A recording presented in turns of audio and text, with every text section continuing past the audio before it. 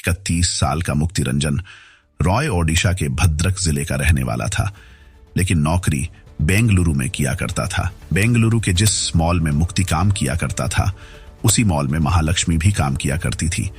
वहीं दोनों की मुलाकात हुई और फिर दोस्ती और फिर प्यार। बेंगलुरु के एक घर में रखे फ्रिज से जो कहानी 21 सितंबर को शुरू हुई थी, वो 25 सितंबर की सुबह ओडिशा के भद्रक जिले के एक गांव में पेड़ पर लटकी लाश के साथ खत्म हो गई।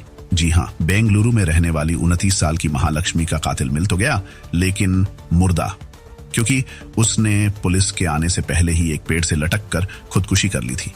लेकिन खुदकुशी से पहले न सिर्फ उसने महालक्ष्मी के कत्ल की बात कबूली, बल्कि वो कत्ल की वजह भी बता गया, जिसका राज उसका डायरी में दफन था। 31 साल का मुक्ति रंजन रॉय ओडिशा के भद्रक जिले का रहने वाला था, लेकिन नौकरी बेंगलुरु में किया करता था।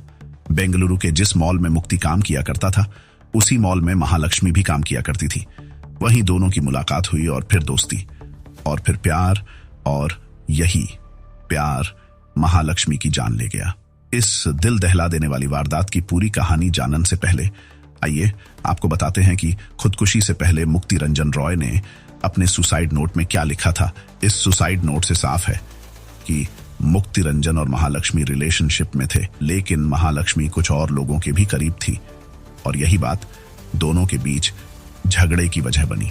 यहां तक कि दोनों की लड़ाई पुलिस तक भी पहुंच गई थी, और पुलिस से चंगुल से छूटने के लिए 1000 रुपए की रिश्वत देनी पड़ी। मुक्ति ने सुसाइड नोट में लिखा है कि पहले महालक्ष्मी ने उसे मारने की कोशिश की थी, लेकिन गुस्से में उसी ने महालक्ष्मी का कत्ल कर दिया और मुक्ति के लाए हुए चाकू से ही उसकी लाश के टुकड़े कर डाले। एक खास बात यह भी है कि मुक्ति ने यह सुसाइड नोट कत्ल के 10 रोज बाद यानी 13 सितंबर को लिख लिया था, लेकिन उसने खुदकुशी 25 सितंबर को की।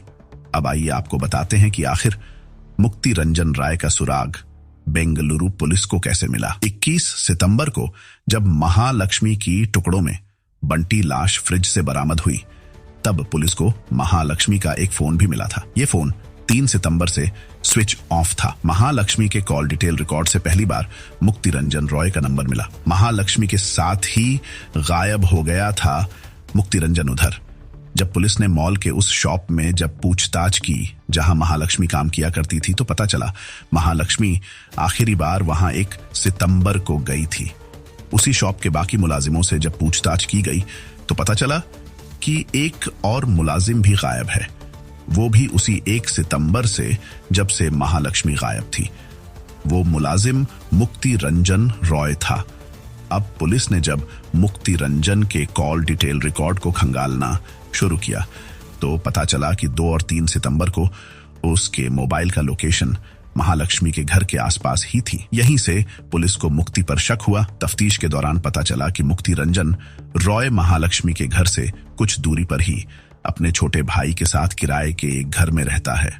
अब पुलिस मुक्ति के बेंगलुरु वाले घर में पहुंचती है। घर पर मुक्ति का भाई मिलता है। वो पुलिस को बताता है कि 3 सितंबर को मुक्ति ने उसे फोन किया था और फोन पर यह कहा था कि ये घर फौरन खाली कर कहीं और शिफ्ट हो जाओ। पूछने पर उसने कहा कि बाकी बातें वो फोन पर नहीं बल्कि मिलकर बताएगा।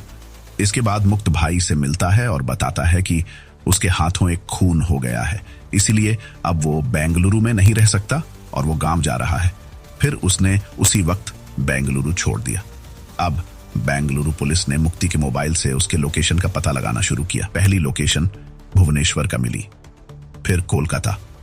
लोकेशन पता चलते ही बेंगलुरु पुलिस की कई टीमें ओडिशा और पश्चिम बंगाल के लिए रवाना हो गईं। लेकिन इसी बीच मुक्ति रंजन रॉय ने अपना सिम बदल दिया। पर अच्छी बात यह थी कि नया सिम उसने अपने उसी पुराने फोन में डाला था, यानी उसकी लोकेशन अब भी ट्रेस हो रही थी।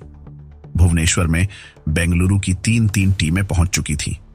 भुवनेश्वर पुलिस को मुक्ति की जानकारी भी दे दी थी, लेकिन उधर इसी बीच 24 सितंबर के रात करीब बजे मुक्ति बड़ी खामोशी से भद्रक जिले के अपने गांव पहुंचता है। घर आने के बाद मुक्ति अपनी मां के सामने भी ये कबूल करता है उसके हाथों महालक्ष्मी का कत्ल हो गया है।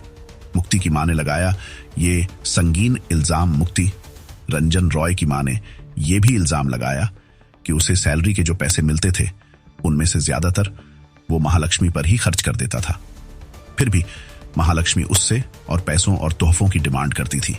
करीब 6 घंटे घर में गुजारने के बाद तड़के 4 बजे जब घर वाले सो रहे थे, मुक्ति रंजन रॉय कपड़ों का अपना बैग और लैपटॉप लिए अपने पिता की मोटरसाइकिल लेकर निकल जाता है। घर से करीब 3 किलोमीटर दूर जाकर रात के अंधेरे में ही वो इस पेड़ से लटककर खुदकुशी कर लेता है। मुक्ति रंजन रॉय की मौत के बाद जब पुलिस उसके बैग की तलाशी लेती है तो उसमें से एक डायरी मिलती है। उसी डायरी के एक पन्ने पर मुक्ति के हाथों लिखा वो सुसाइड नोट था। पोस्टमार्टम के बाद ओडिशा पुलिस ने मुक्ति की लाश उसके घर वालों को सौंप दी, जिसके बाद उसका अंतिम संस्कार भी कर दिया गया। बेंगलुरु पुलिस भी अब वहां पहुंच चुकी थी। अदालत के जरिए वो मुक्ति के सुसाइड नोट को अपने कब्जे में लेकर अब आगे की जांच करेगी। हालांकि मुक्ति की मौत के साथ कायदे से महालक्ष्मी के कत्ल का केस अब लगभग क्लोज हो चुका है, लेकिन अब भी ऐसे कई सवाल रह गए हैं जिनका जवाब अब शायद ही कभी मिले।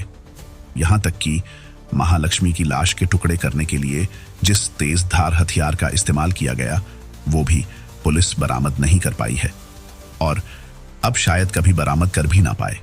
इसके अलावा अगर महालक्ष्मी के कत्ल में मुक्ति की मदद किसी और ने भी की तो अब शायद उसका भी सच कभी बाहर ना आ पाए। कभी सामने नहीं आएगा इस साजिश का सच, महालक्ष्मी के कत्ल और लाश के 59 टुकड़ों की कहानी। अब चाहे कोई कैसे भी सुनाए, पर हकीकत यही है कि महालक्ष्मी और मुक्ति रंजन रॉय के रिश्ते झगड़े की असली वजह और इस कहानी की पूरी साजिश का सच अब सामने लाना नामुमकिन है, क्योंकि इस साजिश, इस कहानी, इस रिश्ते और इस कत्ल के 2 ही किरदार थे, एक महालक्ष्मी और एक मुक्ति रंजन राय, और दोनों ही इस दुनिया में नहीं है, यानी केस क्लोज। दोस्तों, इस घटना को सुनाने का उद्देश्य किसी का दिल दुखाना नहीं है, किसी को परेशान करना नहीं, बल्कि आपको जागरूक करना है, आपको सचेत करना है। दोस्तों, इस पूरी घटना के बारे में आपकी क्या राय है कमेंट बॉक्स में जरूर बताएं, और अगर हमारी मेहनत पसंद आई हो तो इस वीडियो को लाइक करते हुए शेयर भी करें और साथ ही चैनल को सब्सक्राइब भी करें। चलिए मिलते हैं किसी दूसरे वीडियो में, तब तक के लिए नमस्कार। जय हिंद, जय भारत।